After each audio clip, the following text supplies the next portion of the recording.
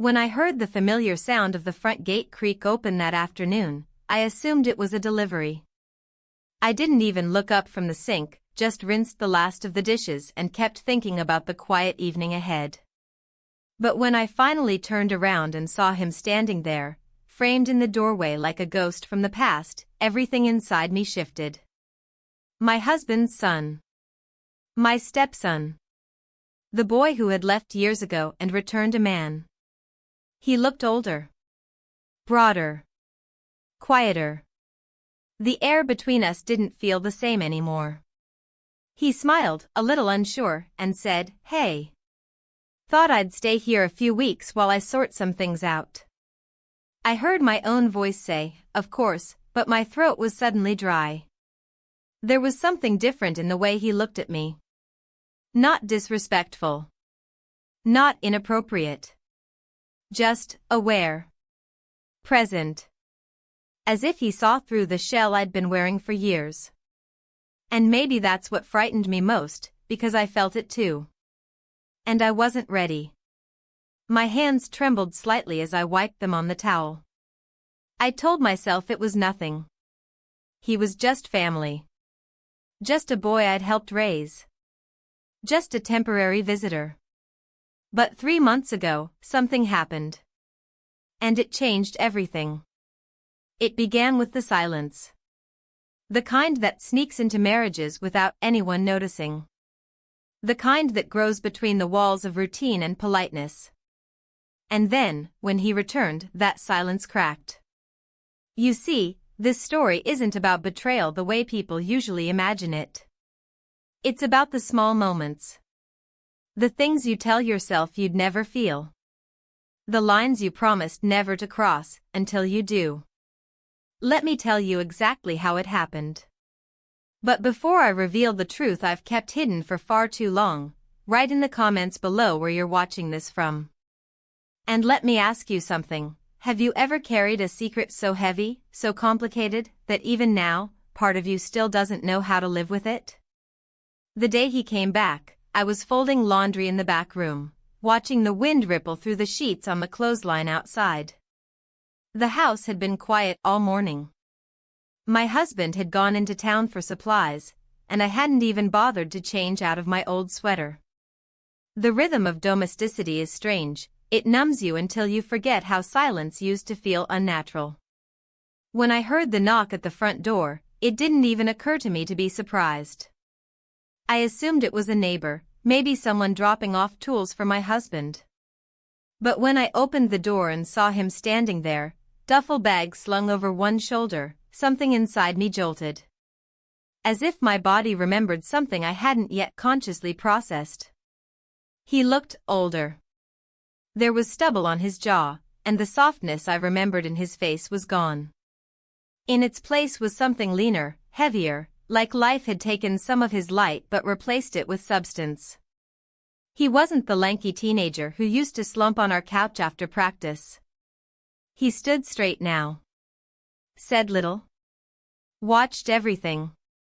"Hey," he said. "Mind if I crash here for a few days?"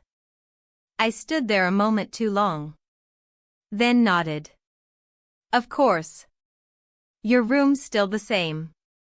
He smiled faintly. "Figured it would be." I stepped aside, and as he walked in, I caught a whiff of his cologne. Something faint, woodsy. It didn't belong in this house. Later that afternoon, my husband returned. They embraced with the easy tension of men who haven't seen each other in years but still share blood. They talked about work, cars, nothing that really mattered. I busied myself in the kitchen, pretending not to listen. But I listened. I always did. Over the next few days, the rhythm of the house changed. He stayed mostly in the garage, helping his father sort through old tools, oil the chain on the mower, repair the stubborn drawer that had jammed last winter. I watched from windows. Brought them iced tea. Made sure dinner was ready on time. I told myself it was normal to feel shaken. The boy I remembered was now a man, and I hadn't been around for that transformation. It was just the unfamiliarity. That's all. But that wasn't all. He started noticing things. Quietly. The way the kitchen faucet dripped every 15 minutes. The way I always dried my hands on the left side of the towel, never the right. He asked questions my husband hadn't asked in years, about my garden, about the books on my nightstand. Nothing intrusive. Just real. Curious. Kind. And I noticed things too. Like how he always helped clear the table without being asked. How he said thank you every single time, even for something as small as passing him the pepper. How he looked at me, not the way a son looks at a stepmother. But not the way a stranger looks either. One evening, while I was folding towels in the laundry room, he came in holding a toolbox. "Your dryer's making a weird sound," he said. "Want me to take a look?" I nodded, suddenly too aware of the narrowness of the space.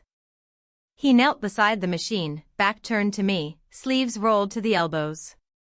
I tried to focus on the towels, but my hands moved too slowly. My breath had shortened.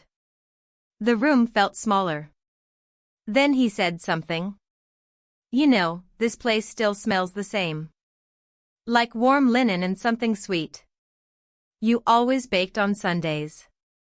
I didn't answer. My mouth was dry again. He stood, wiped his hands, and our eyes met for just a second too long. It was subtle. Barely there. But it was there. Later that night, I sat at the kitchen table long after everyone had gone to bed. The house creaked around me. The kettle whistled on the stove, but I didn't get up to pour it. I just sat. Still. Listening to the weight of what hadn't happened, but already existed. This wasn't supposed to happen. He was my husband's son.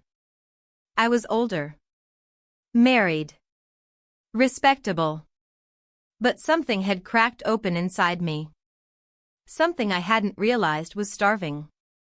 Not for attention. Not even for affection. For recognition. Noticing. A quiet hand that reaches out and simply says, "I see you." And I knew, even then, at the very beginning, this wasn't going to be simple. It was going to be a fire I wouldn't be able to put out. Not easily. Not ever. The following morning began like any other, with the same cautious routine I had been moving through for years. I got out of bed before the sun rose, careful not to wake my husband, and slipped into the kitchen to start the coffee. The air outside was still damp from the night's rain, and the windows carried the smell of wet earth and something else I couldn't name, something that felt heavier than the weather. He was already up. I saw him through the side window, standing near the garage, arms folded, looking out at the overgrown garden. He wore a plain white t-shirt and jeans. Simple. Practical. But something about the stillness in his posture held me in place. He wasn't just standing. He was waiting. I turned away too fast and almost knocked over the sugar bowl. My hands weren't usually this clumsy. I told myself it was just the lack of sleep. I'd barely closed my eyes the night before, my mind pacing around the things I couldn't say and the glances I couldn't unsee. Breakfast was quiet. My husband scrolled through his phone at the table, nodding occasionally at headlines or emails, while I moved between the stove and the sink. He didn't seem to notice the way my hands trembled when I set down the plates. He never really noticed much anymore, unless something was broken or late or missing. He asked if I'd remembered to reschedule the pest control. I nodded. He didn't look up. After he left for work, the silence of the house came rushing in. It was the kind that doesn't simply settle, it presses. I stood at the window, watching the empty road for a few minutes, until the engine noise faded completely. Only then did I breathe in fully. I found him in the garage, crouched beside the old mower, grease staining his fingers. He looked up as I stepped in, brushing a streak of hair from his forehead with the back of his arm. "This belt's worn down," he said, lifting the part. "No wonder it keeps stopping." I nodded, though I barely heard the words. The scent of engine oil and faint sweat was strangely grounding. There was a calm about him in that space, focused, steady. I watched him work, his fingers methodical, sure of themselves in ways that made me feel unsteady in my own skin. "I'll drive into town later," he added, "see if I can find a replacement." I should have said something practical in return. Asked about the size, or suggested a hardware store. Instead, I just said, "You're good at this." He looked at me then, properly looked. There was something behind his eyes, not softness exactly, but awareness. Recognition. That same unnerving presence I felt when he first walked through our door. He didn't reply right away. Just held the moment longer than was comfortable. Later, I busied myself in the laundry room, sorting clothes that didn't need sorting. I took longer than usual with the folding, pausing between each towel, refolding some, stacking and res-tacking. The room was warm from the dryer, filled with that familiar scent of fabric softener and cotton, but I couldn't feel at ease in it. He stepped in quietly, holding a screwdriver. "Your washer's acting up," he said. "I heard it shake last night." I gestured toward the machine, suddenly aware of how tight the space was. The laundry room was small, barely enough for 2 people. He crouched in front of it, his back turned again, and I found myself watching the way his shoulders moved as he loosened the panel. He spoke without looking at me. "You always did keep this place spotless. Even when I was a mess." "You weren't a mess," I said, almost too quickly. He turned to look at me over his shoulder. I was angry. At everything. "You were the only one who didn't treat me like I was broken." The words landed heavier than he probably intended. I opened my mouth, but nothing came out. He turned back to the machine. The sound of the screwdriver turning echoed louder than it should have in that cramped space. I felt it before I even processed it. A shift. A pull. Not physical, but it might as well have been. I reached for the folded towels, more to give my hands something to do than out of need. As I turned, our arms brushed. We both stilled. He didn't move. Neither did I. It wasn't a deliberate thing. Not a planned moment. But it was real, and it was happening. I looked at him. And he looked back. And then, we kissed. It was brief. But not hesitant. Not unsure. It was the kind of kiss that doesn't ask permission because it already knows the answer. A collision of everything unspoken. When I pulled away, I stepped back too quickly, hitting the edge of the washer with my hip. He straightened slowly, eyes still on mine, but said nothing. I pressed the towels tighter to my chest, as if they could shield me from what had just happened. But they couldn't. Nothing could. "I should finish this," he said, voice low. I nodded, unable to form words. I walked out, holding the towels like armor.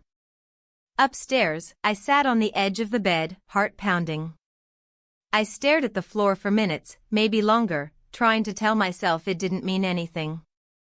That it was a mistake. A moment of weakness. But it wasn't. It was something else entirely. And I knew, deep down, it wouldn't be the last. The day stretched on like wet fabric, heavy, dragging, unable to dry. I kept moving from room to room, pretending to clean, to tidy, to arrange things that didn't need arranging. Anything to keep my hands busy, to avoid sitting still with the sound of that moment playing on a loop in my mind. I couldn't escape it. I had let it happen. I hadn't pulled away fast enough. I hadn't said a word. I hadn't told him to stop. Because I didn't want it to stop. And that terrified me more than anything else. He didn't seek me out afterward. He stayed in the garage, working in silence, as though the morning's incident hadn't occurred. I kept catching glimpses of him through the windows, his posture unchanged, his face focused, his hands moving with careful precision. It should have comforted me, that calmness. It should have allowed me to tuck what happened away, convince myself it was a passing impulse. But instead, the quiet made it worse. It gave space for the tension to grow. Around mid-afternoon, I wandered into the living room and sat by the window, the one that overlooked the backyard. I remembered when we'd first planted those trees, years ago, how small and thin they were. Now their branches stretched high above the fence line, casting patterns of shadows across the grass. Everything was older now. Changed. Including me. It had been years since I'd felt truly seen in this house. Not noticed. Seen. There was a difference. My husband and I had long ago stopped looking at each other in that way. We shared space, responsibilities, schedules. We were good partners in the technical sense, but nothing deeper had existed between us for some time. And I had convinced myself that was enough. Until now. Just before dinner, I returned to the laundry room to finish what I had abandoned that morning. The towels were still there, half-folded, slumped across the basket like they too had lost their structure. I bent down to pick them up when my eyes drifted to the washer, where he had crouched just hours ago. My fingers brushed the metal lid. Still cool. My mind wandered back to the way he'd looked at me. Not with lust, not with aggression, but with something strangely vulnerable. There had been no games in it, no performance. Just presence. And I had responded. Because something in me had been hungry for exactly that. I needed distance. That was clear. After dinner, where the three of us sat in polite silence, my husband oblivious, my own voice too thin, I slipped upstairs and stood in the hallway. I hadn't been in the guest room since he arrived. I hesitated before knocking, telling myself it was only to ask if he needed extra towels.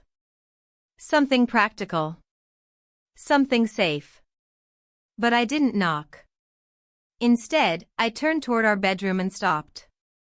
My husband was already inside, brushing his teeth in the master bath. I listened to the soft rhythm of water running, the clink of porcelain, the same bedtime ritual he'd followed for decades. It used to comfort me. Now it only felt distant. Foreign. I stepped inside, sat on the edge of the bed, and waited. He came out moments later, wiping his mouth with a towel. "You okay?" he asked, his tone casual. I nodded. "Just tired." He kissed the top of my head, the way someone might pat a dog, then moved to his side of the bed and began checking emails on his phone. I lay back, staring at the ceiling, feeling the thick weight of disconnection settle over me like a second skin. Sleep didn't come easily that night. I lay awake for hours, eyes open in the dark, my ears straining for any sound in the hallway. At one point, I thought I heard footsteps, soft and slow, but they faded quickly. Maybe I imagined them. Maybe I hoped I hadn't. The next morning, I woke to an empty bed. My husband had left early, a note on the table saying he'd be gone most of the day. Work at the site had expanded. He wouldn't be back until late. I read the note twice, my fingers trembling slightly, then placed it back on the counter. I didn't see him until after breakfast. He came in through the side door, his hands dirty with paint and dust. He said nothing at first, just washed up at the sink. The silence between us wasn't hostile, it was delicate, careful, like the hush that follows a dropped glass before it shatters. As he dried his hands, I caught his reflection in the microwave's metal surface. His eyes met mine. For a split second, something unspoken passed between us. Not regret. Not guilt.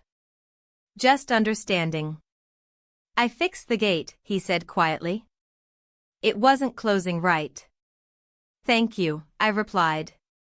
My voice sounded too formal in the kitchen light.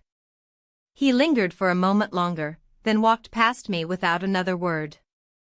I stood frozen, the air thick with everything we weren't saying. Later that afternoon, I wandered outside to the garden. The wind had picked up slightly, tossing the laundry on the line. I pinned down the corners of a sheet and paused, staring through the fabric as it flapped like a slow wave. Through it, I saw him walking toward the garage. That was when I made the mistake. Or maybe it wasn't a mistake. Curiosity, or something deeper, led me around to the open side door of the garage. He was inside, alone, standing by the workbench. A laptop sat open in front of him, and he was watching something. At first I couldn't tell what it was. I only heard his voice, quiet, recorded, speaking into the camera. Then I saw his face on the screen. He was speaking about something personal.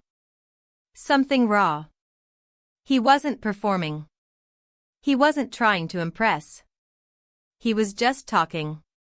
And then he said something that made my stomach twist. "She's the only one who ever made me feel like I mattered," he said in the video. "She doesn't even know it." My breath caught. I backed away from the doorway before he could see me. My heart pounded so hard I could hear it in my ears. I hurried back around the house and into the kitchen, not stopping until I reached the sink. I held the edge of the counter, gripping it like an anchor, my legs weak beneath me. I wasn't imagining it. I wasn't misinterpreting anything. He felt it too. And now, I couldn't lie to myself any longer. The sound of the refrigerator's quiet hum filled the kitchen as I stood motionless, still clutching the edge of the counter. My knuckles had turned white from the pressure, but I didn't loosen my grip. I stared out the window, but I wasn't seeing anything. My vision blurred at the edges, and a faint buzzing noise echoed in my ears like static. I felt unmoored, suspended somewhere between dread and confirmation. I had seen it. I had heard it. His voice on the recording was unmistakable. He wasn't talking about just anyone. He had been talking about me. And now I had no excuses left. For days, I had tried to convince myself that the moments we'd shared were accidental. That his nearness, his glances, his silences, all of it was born of circumstance, of close quarters and coincidental timing. But now I knew the truth, he felt what I felt. Maybe he had for longer than I realized. Maybe he had seen me long before I saw him.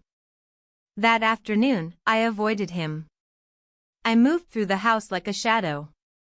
I found tasks to keep me busy, dusting shelves that didn't need dusting, rearranging the pantry, taking inventory of supplies we hadn't touched in months.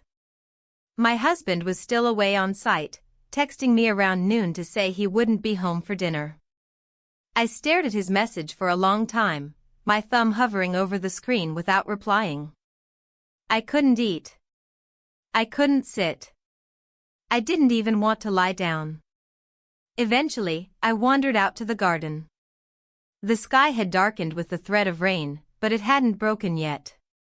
The air was thick, and my clothes clung to my skin. I pruned the tomato plants with trembling fingers, not because they needed it but because I needed to be somewhere the walls couldn't follow me.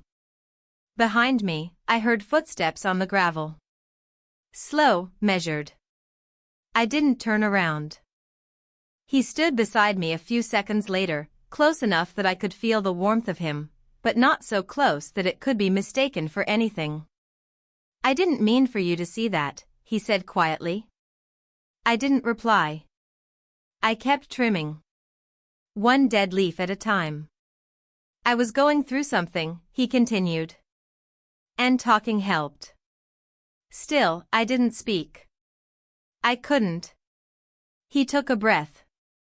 "But it wasn't just about me. I think you know that." I finally looked at him. His expression was unreadable, his posture uncertain. For the first time since he returned, he looked unsure of himself. There was no smirk, no guarded tone. Just a man standing in front of someone he had accidentally told the truth. "I didn't go looking for it," I said, my voice quiet but steady.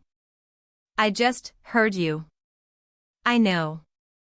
We stood there for a moment longer before he stepped back, nodding slightly, and walked away. I stayed in the garden long after he disappeared into the house. That night, the rain finally came. It arrived slowly, with a steady rhythm that tapped against the windows and roof, a constant pulse that filled the silence. I didn't bother closing the windows in the hallway. The cool air drifted inside, carrying the scent of wet leaves and earth. I stood there for a long time, arms crossed, staring into the night. My husband wouldn't be home until late, and I knew he wouldn't ask many questions if I was already in bed when he returned. That had become our silent arrangement over the years, unspoken, but understood. The floor creaked behind me. I didn't turn around. He stopped a few steps away, and I felt it again, that invisible line pulling taut between us. I could hear his breathing, slow and even. I knew he was waiting for me to say something, anything, that might release us from the unbearable quiet. Instead, I said, "I don't know how to make this make sense." "I'm not asking you to," he answered. I turned toward him slowly. He stood there in the dim hallway light, his face half in shadow. He looked older than he had a week ago. Or maybe I was just seeing him differently now. "I'm married to your father," I said, as though saying it out loud might undo everything. "I know. I raised you. You cared for me. That's different." I shook my head. "It's not supposed to be." He didn't move. Didn't speak. Just let the moment hang, let it exist. I took a step back, my hand finding the banister behind me. The wood felt solid, real, grounding. But it didn't stop the swirl in my chest. "I can't do this," I whispered. "I'm not asking you to do anything," he said again. "But I needed you to know it wasn't nothing. You weren't imagining it." With that, he turned and walked away. I stood in that hallway until the rain stopped. Until the silence felt less like pressure and more like stillness. The next morning, everything looked the same. The sky had cleared. The air felt lighter. I moved through the kitchen with the same steps, poured coffee into the same mug, listened to the same news I never really paid attention to. But I was different. I could feel it in the way I held the cup, the way I moved my hands, the way I watched the driveway for his shadow. At one point, I walked into the living room and stood by the bookshelf, pretending to look for something. I glanced toward the hallway that led to his room. The door was closed. I didn't open it. Instead, I sat on the couch and let the quiet unfold around me like a blanket. I needed to think. To feel everything fully, without denying, without running. Because something had shifted. And no matter how carefully I tried to step around it, it was there now, between every word, every silence, every ordinary moment. It had been spoken into existence. It had been seen. And the hardest part wasn't knowing it had happened. It was knowing I didn't want to forget. The days blurred together after that conversation in the hallway. The weight of it, the weight of knowing everything had shifted, seemed to press down on me from every angle. I kept moving through the motions, cleaning, cooking, talking to my husband like everything was normal, but it wasn't. Not anymore. I didn't even have to look at him to feel it. The space between us had become thicker, more tangible. My husband left for work early each morning, and I found myself waiting. Not for anything specific, but for something to happen. I knew it wasn't going to be easy. It couldn't be.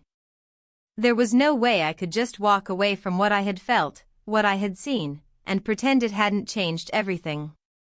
I'd tell myself that it was just a fleeting moment, a mistake, one of those things that happen when you're in close quarters with someone for too long.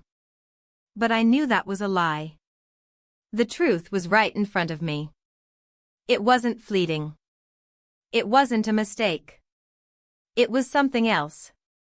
It was as if the house had become a different place altogether. The kitchen, where I used to feel at ease, now felt like a stage, each moment playing out in slow motion.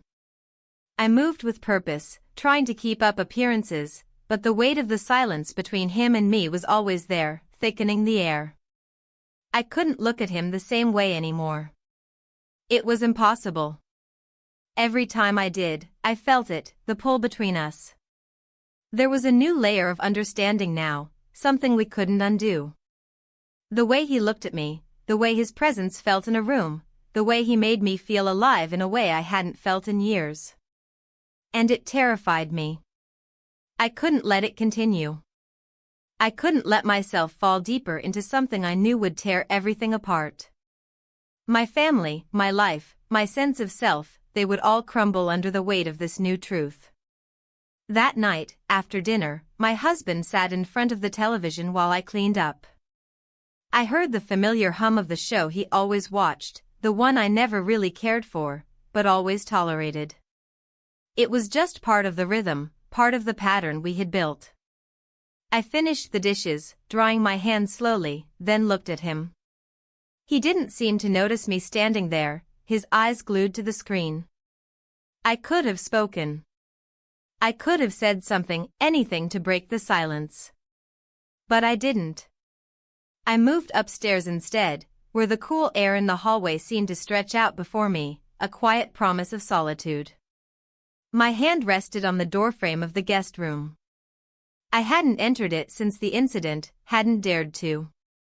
I had avoided it like it was a place infected by something I couldn't touch without being consumed by it. But tonight, something was different. I needed to face it. I needed to understand it, even if I wasn't ready to admit it to anyone, least of all to myself.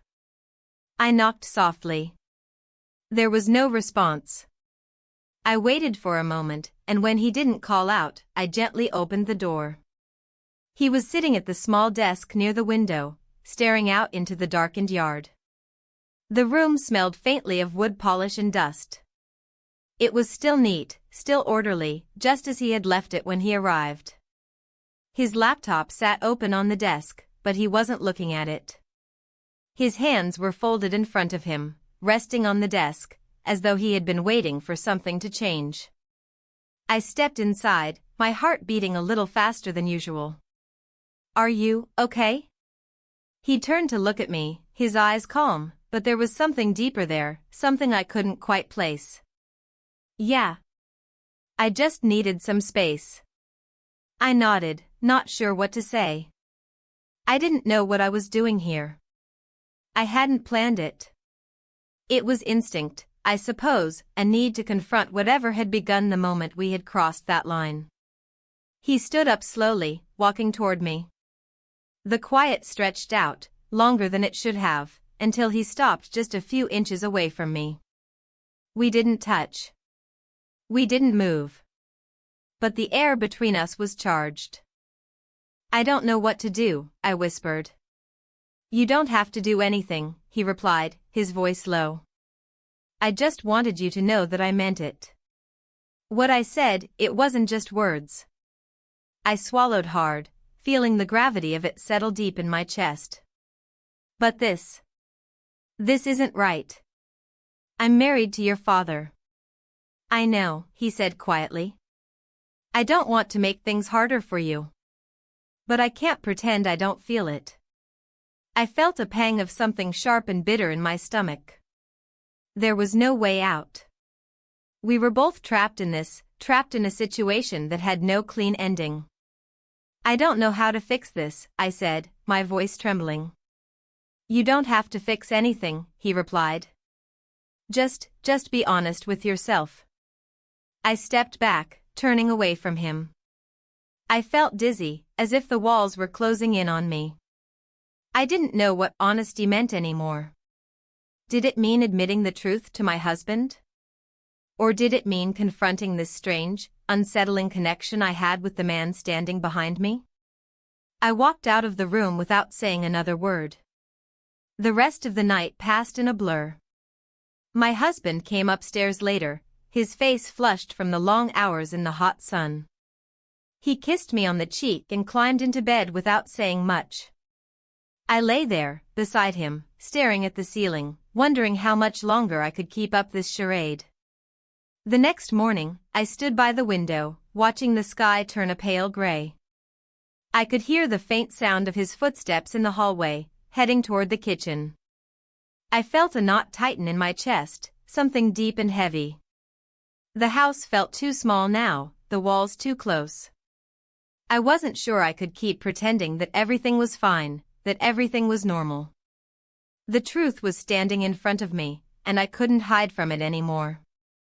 I knew what I had to do. I spent the entire morning pacing through the house. The light outside was soft, the air still cool from the early morning mist, but inside, everything felt overheated.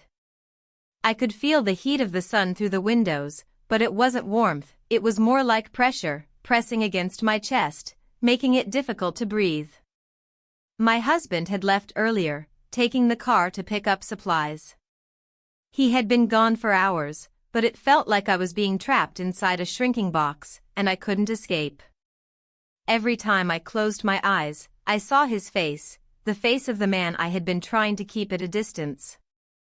Every word he'd spoken echoed in my mind. I had told myself it was just a moment. That it didn't mean anything. But it did. It meant more than I could have ever imagined, and now, I was facing the consequences of ignoring it for so long. When he came back from his errands, I was standing by the window, watching the road. He walked in, his boots heavy on the wooden floor. I didn't turn around. I didn't want to. But I felt him there, in the doorway, the space between us charged.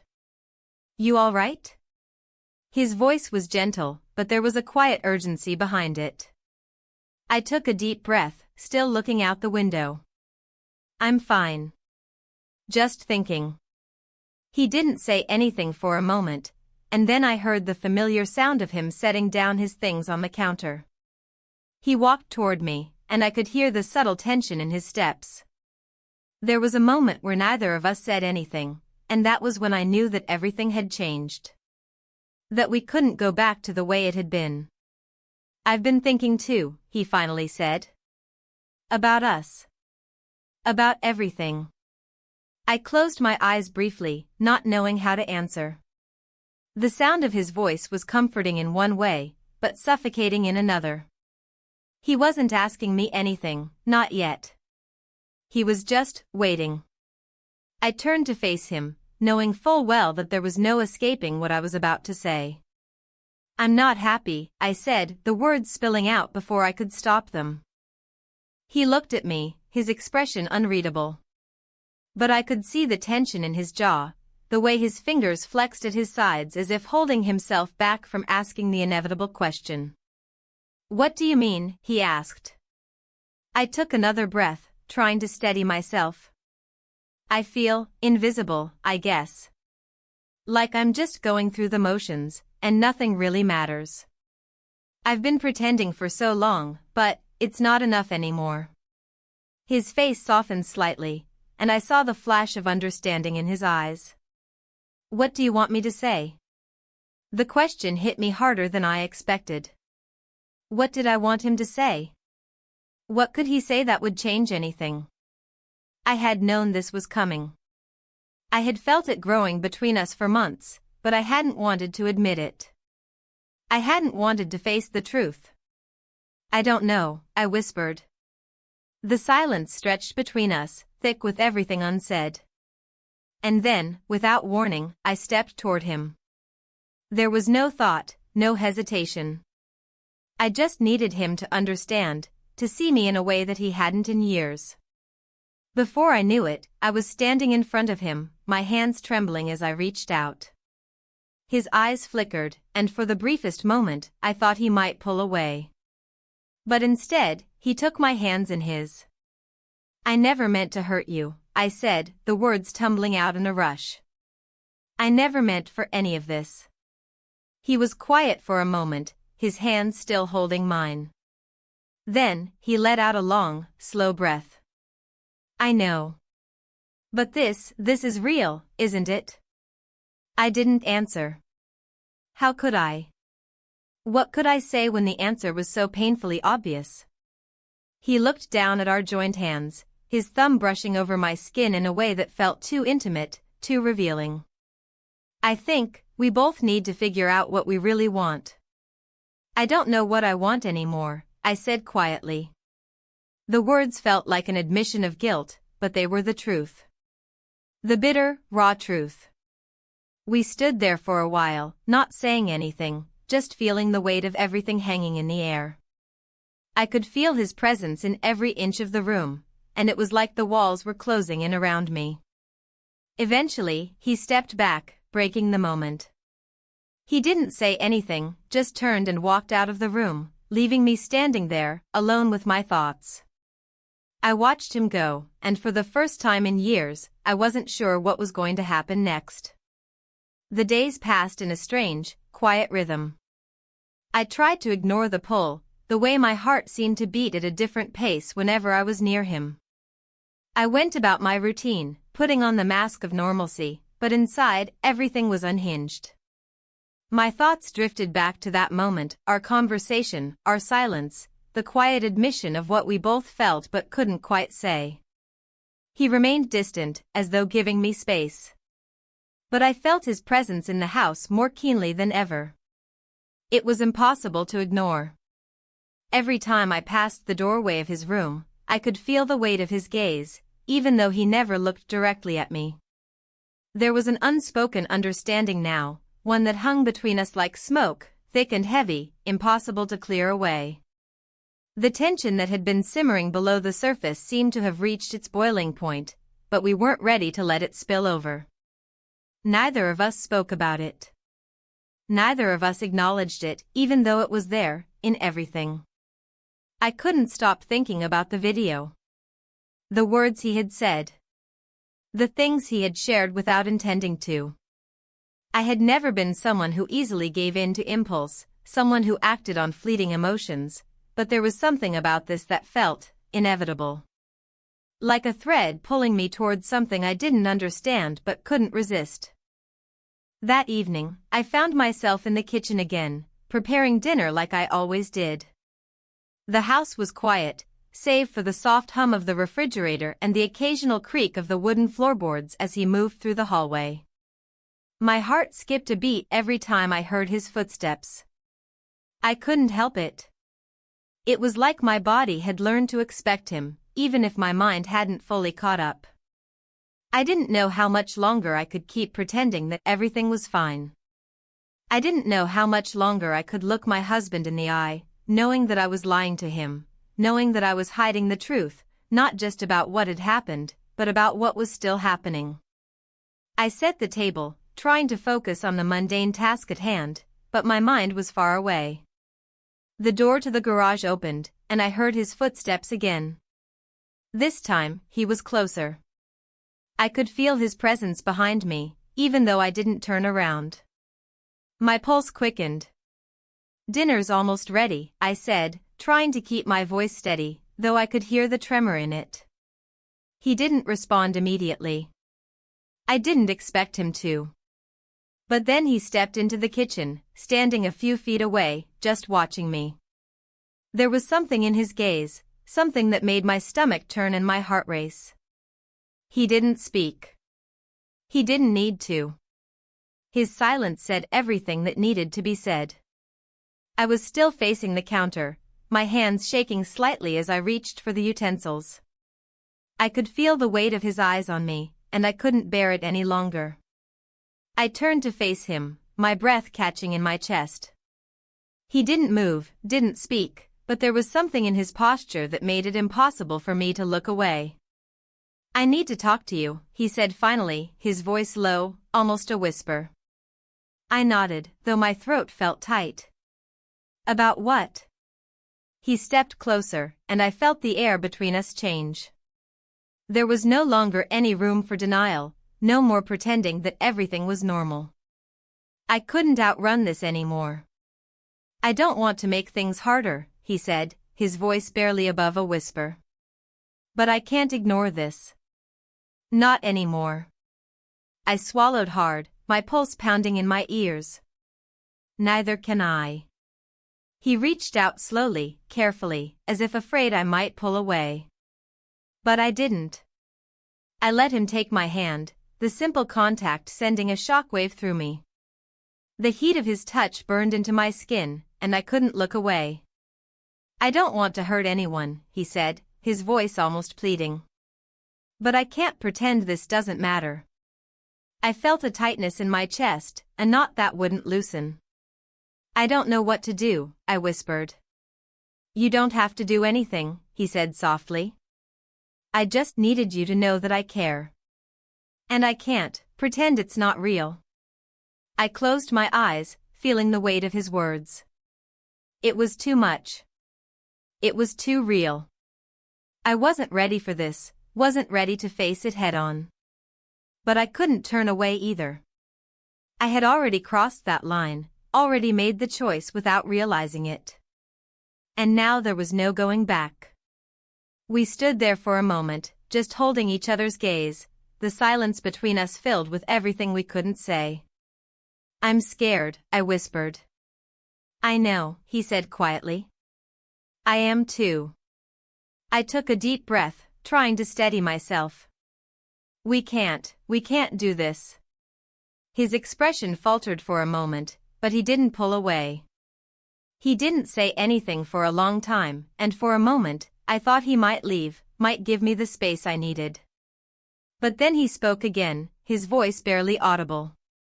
We don't have to do anything right now, he said, his words slow, deliberate. We just have to be honest with ourselves. I shook my head, stepping back slightly. I can't hurt him. I can't destroy everything. You're not the only one who has to live with this, he replied, his voice soft but insistent. I'm not asking for anything. I'm just telling you how I feel. I closed my eyes, feeling the weight of it all pressing down on me. This wasn't supposed to happen. No, he said quietly. But it did. We stood there in the kitchen for a long time, neither of us speaking, neither of us moving. I could feel the house around me, the walls closing in.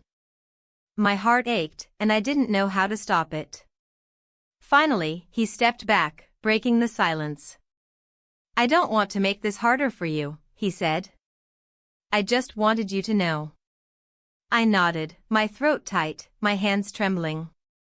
I know. And with that, he left.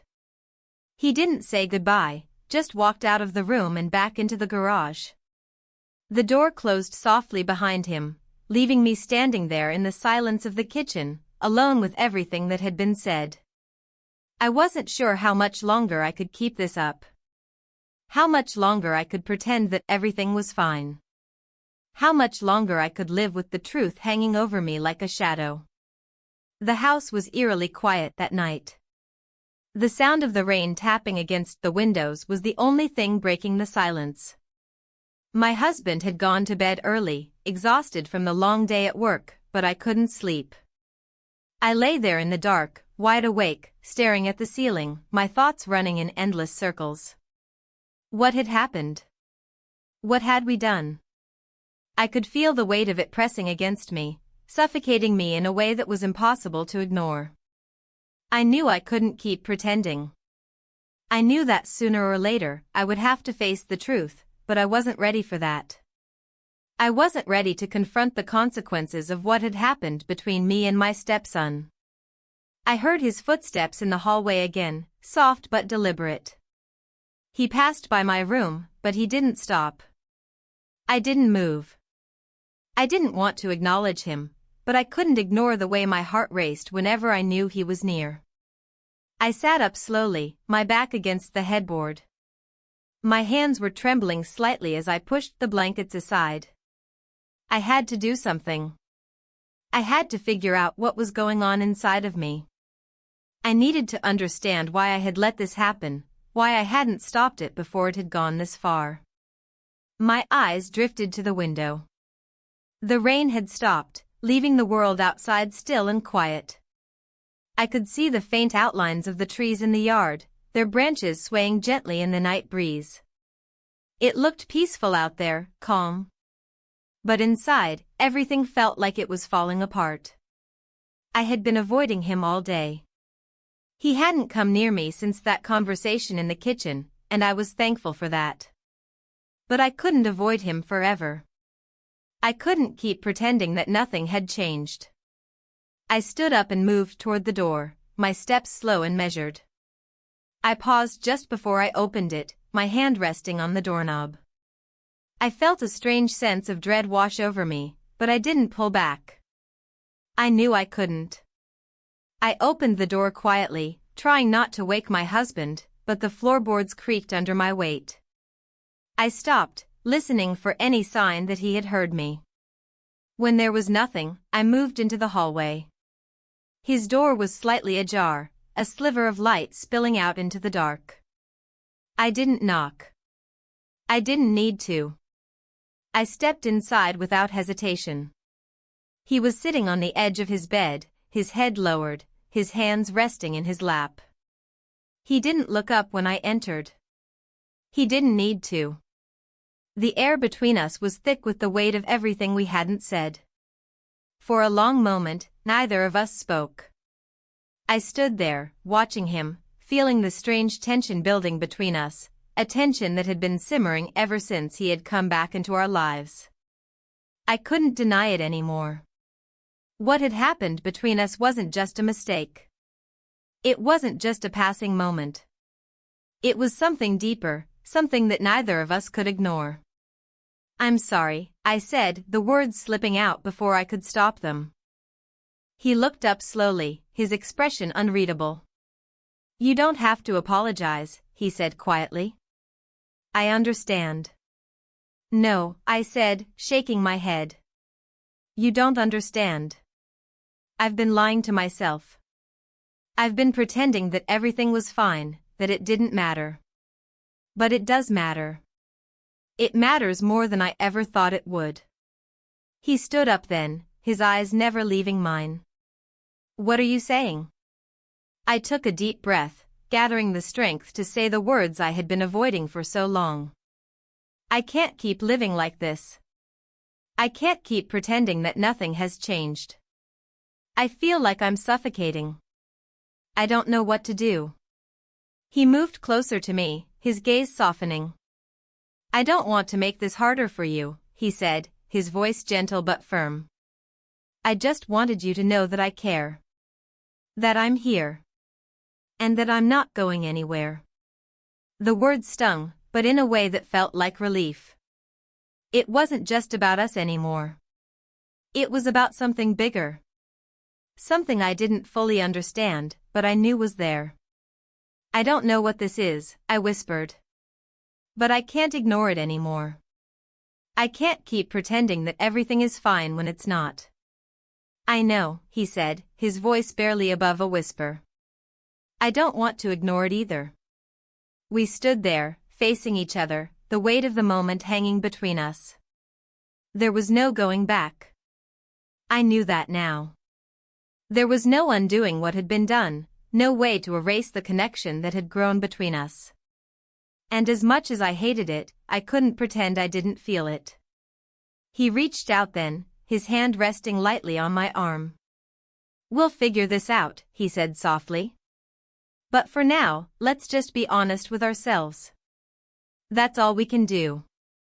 I nodded slowly, my breath catching in my throat. I didn't know what came next. I didn't know how this would end. But for the first time in a long time, I felt like I was finally being honest with myself. He stepped back, giving me space, and I felt the tension ease ever so slightly. We didn't say anything more. We didn't need to. The truth was out there now, hanging between us, and we both knew it. And somehow, that felt like the first step toward something real. Something we couldn't walk away from. I turned to leave, but as I reached the door, I paused. I looked back at him, standing there in the soft light, his expression unreadable but his presence undeniable. And for a moment, I thought I saw something in his eyes, something that mirrored what I was feeling. Something that told me I wasn't alone in this. "I'll be okay," I whispered. He didn't reply. He didn't need to. His silence spoke louder than any words ever could. I closed the door behind me and walked back to my room, my mind spinning, my heart racing. I didn't know what the future held, but I knew one thing for sure: I couldn't go back. The past was gone, and everything was different now. But maybe, just maybe, that was okay. The following morning felt unusually still. The sunlight came in pale and quiet through the blinds, casting soft lines across the bedroom floor. I sat at the edge of the bed, staring at the light, my bare feet resting on the cold wood, my hands folded in my lap. There was something final in the air, as if a decision had already been made somewhere deep inside me, and now the rest of me was trying to catch up.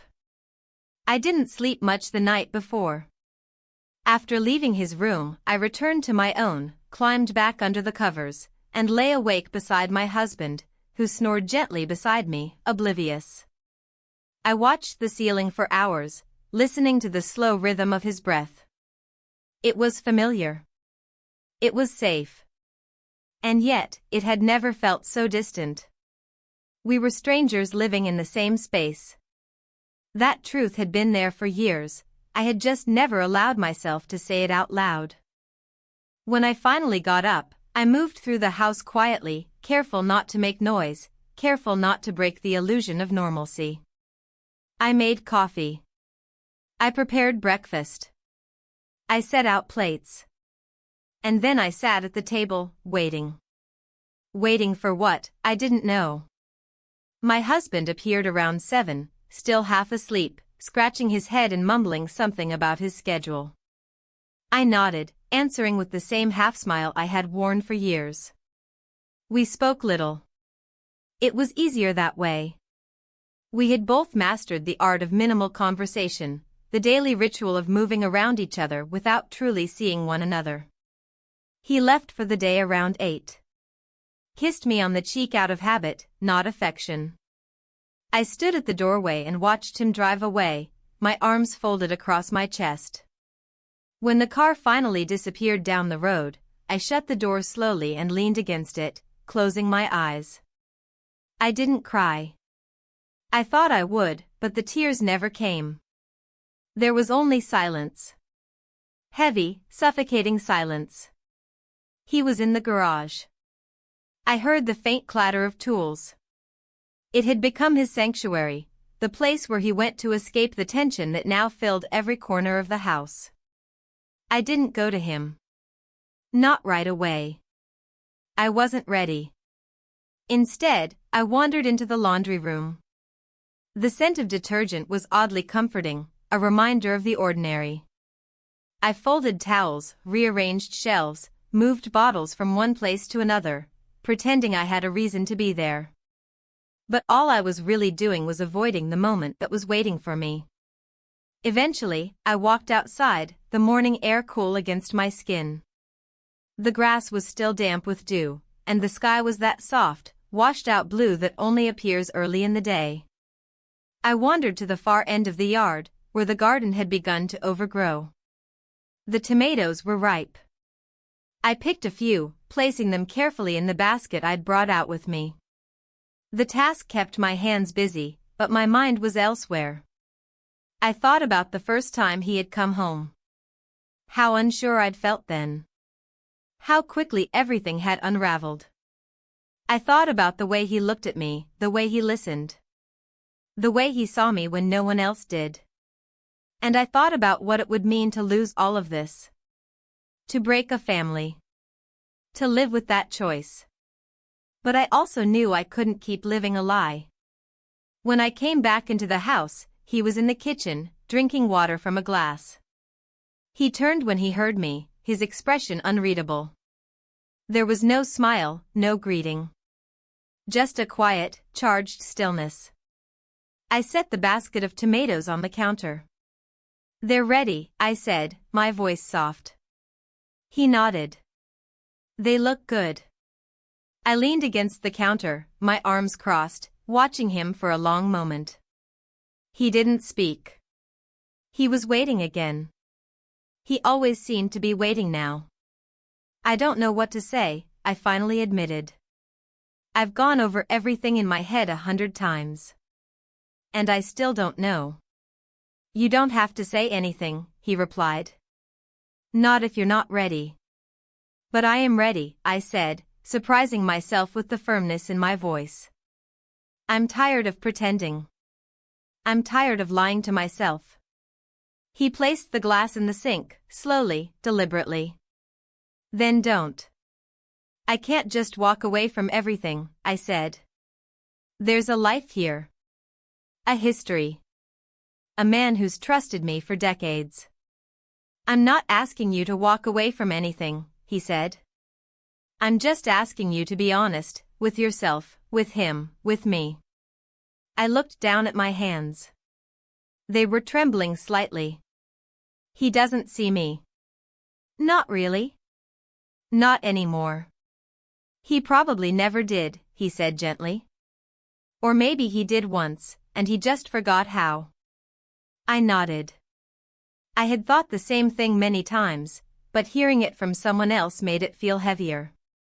More real. "I've made mistakes," I whispered. "So many. And I don't know how to fix them." "You don't have to fix anything today," he said. "You just have to decide what kind of life you want to live." The words hung in the air between us, and I felt their weight settle deep in my chest. What kind of life did I want? Did I want to continue living in this limbo, caught between duty and desire, between truth and comfort? I didn't answer him. I couldn't. Not yet. Instead, I turned and walked to the sink. I began washing the tomatoes, one by one, the cool water running over my fingers. He stood there for a moment, watching me, and then he stepped closer. He didn't say anything. He didn't need to. The silence was enough. We stood there, side by side, saying nothing. And yet, everything between us was being said. Eventually, he reached for a towel and began drying the tomatoes as I washed them. We worked together in that quiet, intimate rhythm. Not lovers. Not strangers. Something in between.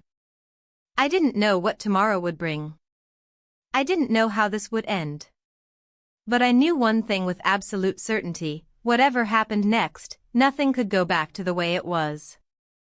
And part of me no longer wanted it to. The days that followed felt like a blur, each one slipping into the next without much distinction, yet everything had shifted in ways I couldn't describe. The house felt the same, and yet it didn't. There was a new awareness in the air, a quiet tension that lingered in every corner, in every room. I could hear my footsteps echoing through the hallways, louder than they had before, and every creak of the floorboards sounded more pronounced. I tried to maintain a semblance of routine. I kept up with the chores, prepared meals, and did my best to keep things moving as they always had. But it wasn't the same. Not anymore. The simple act of making dinner felt like I was performing a part in a play, pretending that everything was normal, when in reality, it was anything but. The truth that had settled between me and him, this fragile, unspoken truth, kept pulling at me. It was impossible to ignore, and yet it wasn't something I could acknowledge openly, not yet. There were too many consequences, too many lives at stake. I couldn't unravel everything in one go, no matter how badly I wanted to. My husband was still going about his days, busy with work and the routine of life. He hadn't seemed to notice the changes in me. Or maybe he had, but chose not to acknowledge them. We lived in parallel worlds now, two people who shared space but no longer truly connected. The silence between us was both familiar and suffocating. I found myself avoiding him more and more, not because I didn't care, but because I didn't know how to face him. The guilt sat heavily on my chest, and every time I looked at him, I saw the trust in his eyes, the trust one had betrayed. And I couldn't bear it. But what could I do? I couldn't undo what had happened. I couldn't erase the feelings that had taken root, that had blossomed in the quiet moments, in the spaces between us. I couldn't pretend anymore that everything was fine when it clearly wasn't. And then there were the moments when I caught myself watching him, when I saw the way he moved, the way his voice sounded when he spoke, the way his eyes lingered on me, and I realized that I didn't know what to do with these feelings. He had become a part of me, in a way I wasn't prepared for. The guilt was always there, lurking in the background, a constant companion. But there was also something else, something I couldn't quite name. I didn't know if it was love, or longing, or something entirely different. But I couldn't deny that it was real. And that terrified me more than anything. I tried to distract myself, tried to throw myself into the mundane, into the tasks that filled the empty spaces in my day. But every time I walked past his door, or heard him moving in the other room, I felt that pull again. The one that had started so subtly, so imperceptibly, and had grown stronger with every passing day. The tension between us was palpable now. It was impossible to ignore. And yet, we said nothing. We didn't speak of it, not directly. We never mentioned it aloud. But it was there, in every glance, in every moment of silence. We were both aware of it, and we both chose to pretend it didn't exist. One evening, when the sun had just begun to set and the sky outside was painted in shades of pink and orange, I found myself in the living room, alone. My husband had gone to bed early, as he often did. I hadn't been able to sleep, so I sat in the dim light, staring out the window, lost in my thoughts. I heard his footsteps again, soft and deliberate, approaching from the hallway. I didn't turn around. I couldn't. But I knew he was there, standing just outside the door, waiting. "I need to talk to you," he said quietly. I didn't answer right away. My heart was racing in my chest, and I felt the familiar knot in my stomach tighten. What could I say? What could I possibly say to make this right? He stepped inside, and I could feel the weight of his presence in the room. The space between us felt electric, charged with everything we hadn't said, everything we hadn't acknowledged. He didn't sit.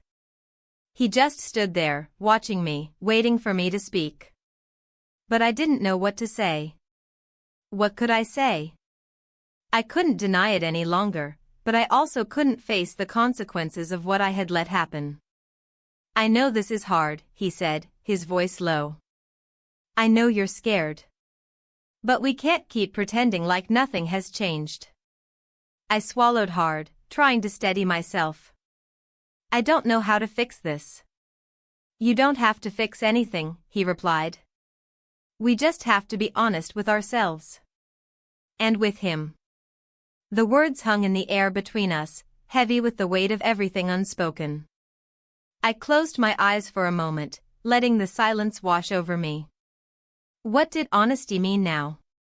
Was it admitting the truth to my husband? Was it facing what had happened between us? Or was it something else entirely? I opened my eyes and looked at him. "I'm scared," I whispered. "I'm scared of losing everything." "You're not going to lose everything," he said, his voice softer now. "But we can't keep living this way. We can't keep pretending." I nodded slowly, my mind racing. "I know," I whispered. And for the first time in what felt like forever, I felt something shift inside me. It wasn't a resolution. It wasn't a decision. But it was a beginning. The beginning of facing the truth, of acknowledging the feelings that had been buried for so long. We stood there in the silence, neither of us speaking, neither of us moving. The tension between us was still there, still hanging in the air. But it didn't feel as suffocating as it had before. It felt like a space that needed to be filled, by truth, by understanding, by whatever came next. And I didn't know what would come next. But for the first time in a long time, I felt like I could finally breathe.